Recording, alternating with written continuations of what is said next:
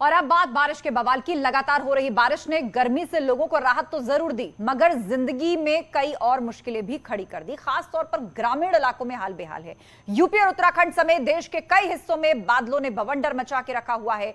आप इन 3 तस्वीरों में देखिए कि किस तरह से आसमान से बरस रही बारिश लोगों के लिए आफत बन चुकी है। देहरादून के सहस्त्रधारा में बारिश के बाद हुए लैंडस्लाइड से तबाही मची हुई है। मलबा कई घरों में भर चुका है। बचाव का काम जारी है, तो वहीं बारिश के कारण नदियों में आए सैलाब में जिंदगी मुश्किल हो चुकी है। सहारनपुर और बांदा में बरसाती नदियां उफान पर हैं। लोग जान जोखिम में डालकर इन नदियों को पार करने को मजबूर हैं। छोटे छोटे बच्चे जान जोखिम में डालकर नदियां पार करते हुए नजर आते हैं।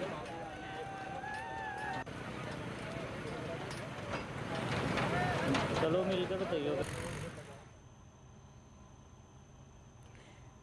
पिछले कई दिन से लगातार हो रही बारिश की वजह से नदियों का जलस्तर बढ़ गया है। सहारनपुर में बरसाती नदियां उफान पर हैं, जिससे लोगों को दिक्कतें पेश आ रही हैं।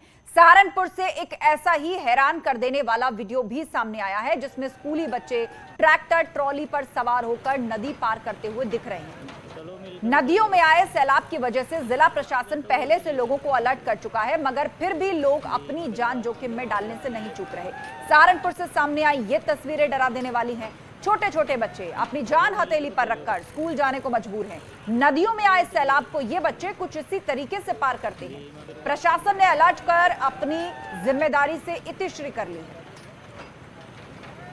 चलो मिलकर बताइए। और बात बांदा की करें तो बारिश से जनजीवन पूरी तरीके से पटरी से उतरा हुआ है। स्कूली बच्चों को खास तौर पर परेशानियां उठानी पड़ रही हैं। बरसाती नदी में पानी आया हुआ है, जिसे पार करके स्कूल जाने को बच्चे मजबूर हैं।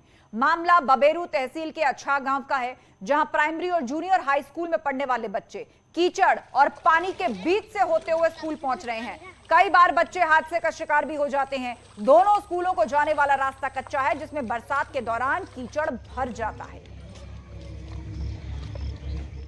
बहुत दिक्कत होती, गिर जाते हैं और नहर बढ़ जाता है तो इतना सा पानी हो जाता, फिर आना पड़ता है स्कूल। कीचड़ है ना, वहाँ से घूम के आते हैं तो गिर जाते हैं तो चोट लग जाती है, तो फिर आने पड़ता है स्कूल। यहाँ से आते हैं कीचड़ से,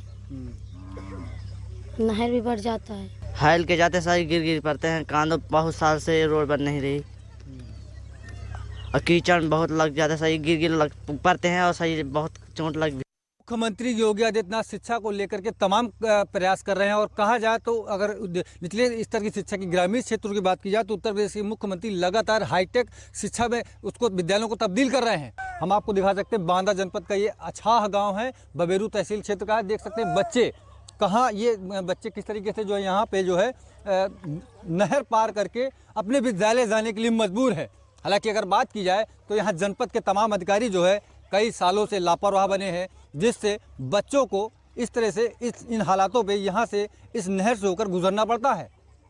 हालांकि कहीं ना कहीं अगर नहर का पानी ज़्यादा है तो बच्चे जान जोखिम में डालकर विद्यालय पहुँच रहे हैं। हालांकि उत्तर प्रदेश के मुख्यमंत्री लगातार शिक्षा को लेकर के जो कवायद जारी किए हैं उसको लेकर के बच्चे जो है शिक्षा की ओर अग्रसर हैं और विद्यालय जाते हैं। लेकिन कहीं ना कहीं यहाँ जनपद के तमाम अधिकारी जो हैं वो इन मामलों में लापरवाह बने हैं। ना तो यहाँ पर पुलिया का कोई निर्माण किया गया, ना तो लगभग यहाँ से जो मुख्य रास्ता है वहाँ से 2 किलोमीटर विद्यालय पड़ता है दूर, तो वहाँ भी कोई रास्ते का निर्माण नहीं किया गया। और रास्ता कैसा है उसकी भी मैं आपको तस्वीरें दिखाऊंगा, जिसको देख करके आप हैरान हो जाएंगे। मासूम नौनिहाल बच्चे जब अपने घरों से विद्यालय पढ़ने के लिए जाते हैं तो कहीं ना कहीं अगर इस रास्ते से जाते हैं तो जान जोखिम में होती है। अगर कच्चे रास्ते से जाते हैं बच्चे तो उस पर भी जो है कहीं ना कहीं बच्चे चौटहले हो जाते हैं।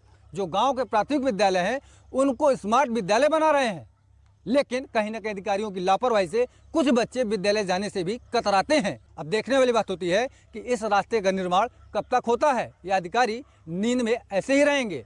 अंकित त्रिपाठी, न्यूज़ 18 बांदा। वहीं इटावा में माइनर फटने से पानी खेतों में भर गया और करीब 300 बीघा फसल पानी में डूब गई।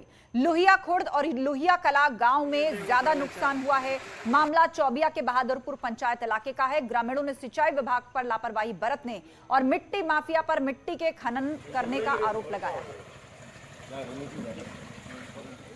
तो 300 बीघा फसल को नुकसान हुआ है। सिंचाई विभाग पर लापरवाही का आरोप लगा है। किसानों की फसल बर्बाद हो गई।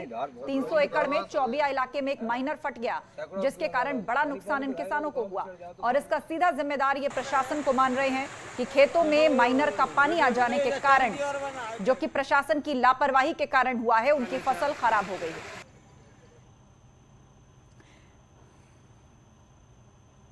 वहीं देहरादून के सहस्त्रधारा क्षेत्र के इलाके में स्थित ब्रह्मपुरी गांव के लिए बुधवार की शाम काल बनकर टूटी। बुधवार को करीब शाम 7 बजे ब्रह्मपुरी गांव के ऊपर बने पुश्ते के टूटने से गांव में भारी मलबा और पानी घुस आया, जिसमें गांव के 5 घरों को अभी से मलबे से लबालब देखा जा सकता है। गनीमत रही कि किसी भी प्रकार की जनहानि नहीं हुई। सूचना पर फौरन खाना राजपुर पुलिस और एसडीआरएफ की टीम मौके पर पहुंची और राहत बचाव कार्य में जुटी। मलबे में दबी एक महिला को टीम ने तत्काल बाहर निकाला। ग्रामीणों के 3 पशु भी मलबे में दबे थे, जिनको एसडीआरएफ की टीम ने सकुशल निकाल लिया है। मौके पर पहुंचे मंत्री गणेश जोशी ने कहा कि दुखद घटना है, लेकिन कोई भी हताहत नहीं हुआ। साथ ही उन्होंने प्रशासन से जल्द गांव के ऊपर टूटे पुश्ते को ठीक करवाने की बात कही है। वहीं ग्रामीणों का आरोप है कि गांव के इस तरह की घटना सामने आई है।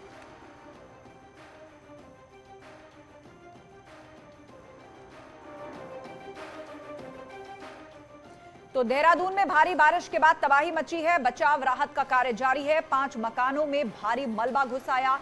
कल शाम तक घरों में मलबा घुस गया था और लगातार लोगों को सुरक्षित ठिकानों पर पहुंचाने का सिलसिला जारी है। लेकिन बड़ा नुकसान किस तरह हुआ है? मकानों के अंदर इस सैलाब का मलबा आ गया। लोगों को बहुत मुश्किल से घरों से बाहर निकाला गया है। देहरादून में भारी बारिश के बाद किस तरह तबाही हुई, वो आप तस्वीरों में देखिए। 5 मकानों में ये भारी मलबा घुसा, जो पीछे से बह करके आया था। उनका घर पूरी तरह दब और गया पक्के है। मकानों में ये मलबा घुसा है। एसडीआरएफ की टीम वहां पर मौजूद है। ये देखिए घर में रखे सामान का क्या हाल हो चुका है। हर तरफ सैलाब का मलबा ही मलबा है। लोगों की ही जान बड़ी मुश्किल से बचाई गई। एसडीआरएफ की टीम ने सकुशल लोगों को निकाला, लेकिन बड़ी मशक्कत लगी इस काम में। कल शाम अचानक ये मलबा बहते हुए आया और किस तरीके से घरों के अंदर चला गया, वो आप देख सकते हैं। जो भी अनुबंध राशि है, उनके चेक हम तुरंत लोगों को दे रहे हैं। और तो ईश्वर की कृपा की कोई कैजुअल्टी नहीं हुई है। 2 जानवर दब गए थे, वो भी सुरक्षित हैं। हमारे पूरा तंत्र, पूरे अधिकारी यहाँ पर हैं। हमारी पूरी टीम यहाँ लगी हुई है। एसडीआरएफ की टीम भी यहाँ कार्यों में लगी हुई है। जहाँ मलबा आया हुआ है, अभी भी टीम लगी हुई है। जो क्षति हुई है उसका आकलन किया जा रहा है और मानों के अनुसार जो क्षति का मुआवजा बनता है वो यहाँ पे तत्काल दिया जाएगा।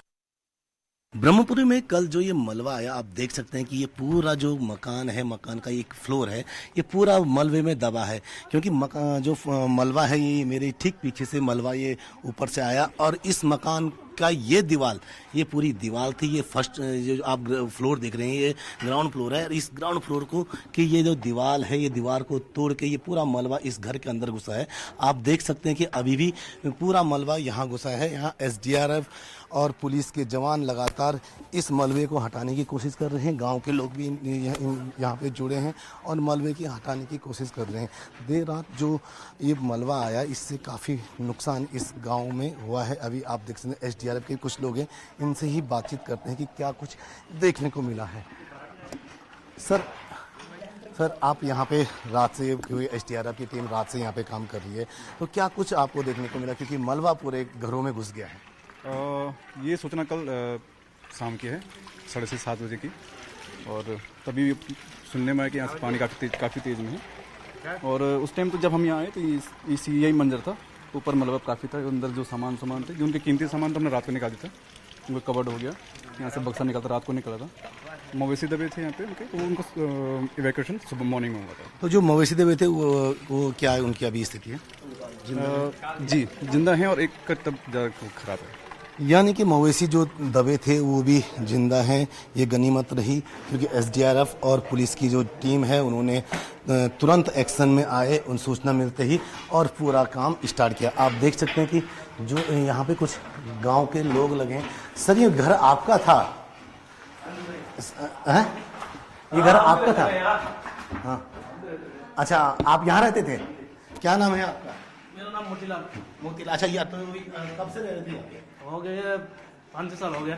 अच्छा, तो ये यहीं रहते थे? हाँ जी। तो जो किस तरीके का मंजर वहाँ, क्या कुछ देखने को मिला? कब ये घटना हुई? एकदम मसला हुआ सर। एकदम से हाँ जी। तो अब लोग बच्चे फैमिली कहाँ थे? मैं यहाँ जो घर मालिक है ना वो नीचे रहते थे, हम ऊपर रहते थे। हाँ मैंने अपना 2 बच्चे थे, उनको उठा के भागा। तब फिर उनको बेटा और उनको बहू निकलते बाहर।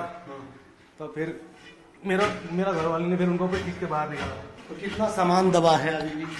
यहाँ तो बहुत सामान था सर, बहुत सामान दबा है। तो ये बड़ी दुखद घटना। बहुत दुख है कि मेरा भाई और बच के भाई, सबसे माँ सुखंडा ने बचा दिया बस।